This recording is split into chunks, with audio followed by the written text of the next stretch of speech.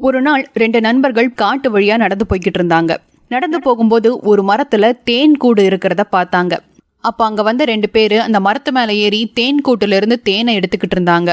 அதை பார்த்ததும் ஒரு நண்பர், ச்சே, தேனி எவ்வளவு கஷ்டப்பட்டு அந்த தேனை சேகரிக்குது, ஆனா இந்த மனுஷங்க அது எவ்வளவு சுலபமா திருடிடுறாங்க, இதை நினைச்சு அந்த தேனி எவ்வளோ வருத்தப்படும் அப்படின்னு சொன்னாரு.